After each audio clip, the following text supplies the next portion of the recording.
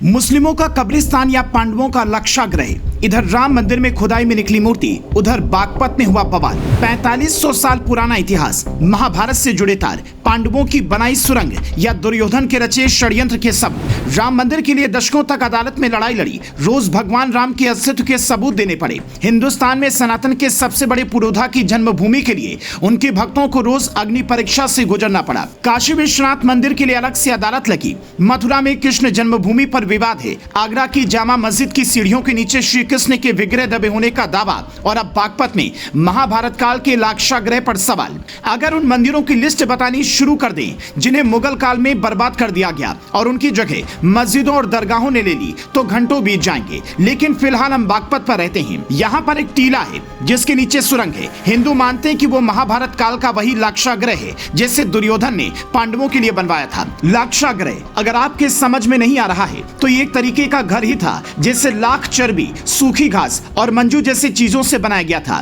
क्योंकि दुर्योधन पांडवों को उसी घर में जला देना चाहता था। इसीलिए उसे ऐसी चीजों से बनाया गया था कि आसानी से आग लग सके। लेकिन विदुर को इस षड्यंत्र का पता चल गया और उन्होंने पांडवों को सब बता दिया। उसने कहा कि बाहर निकलने के लिए सुरंग जरूर बना लेना, मैं कारीगर भी भिजवा दूंगा। मान्यता है कि वही सुरंग बागपत में है जिसके ऊपर करीब 30 एकड़ का टीला है। उसकी ऊंचाई 100 फीट की है। 2018 में एएसआई ने बड़े स्तर पर खुदाई शुरू की थी। यहाँ मानव कंकाल और दूसरे इंसानी अवशेष मिले हैं। एक विशाल महल की दीवारें और बस्ती भी मिली है।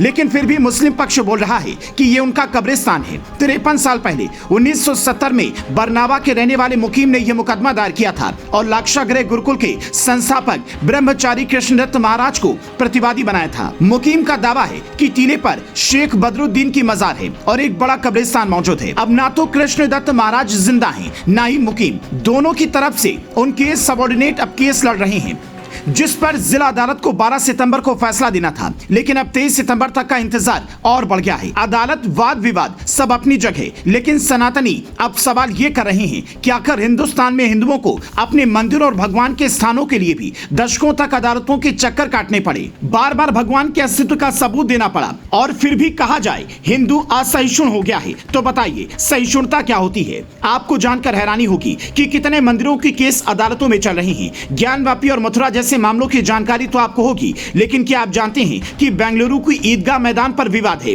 कुतुब मीनार और ताजमहल पर भी सवाल है। मध्य प्रदेश के धारपा में भोजशाला मंदिर है जहां पर हिंदुओं को मंगलवार को हनुमान चालीसा पढ़ने और मुस्लिमों को शुक्रवार को नमाज पढ़ने की इजाजत होती है। मामला अदालत में है। एमपी के ही रायसेन सोमेश्वर धाम मंदिर पर विवाद है। भोपाल की जामा मस्जिद पर विवाद है। इंदौर में बोलिया सरकार शिव मंदिर पर विवाद है। ऐसे ही न जाने कितने मंदिर हैं, लेकिन सबसे ऊपर थी श्री राम जन्मभूमि, अब बची है कृष्ण जन्मभूमि।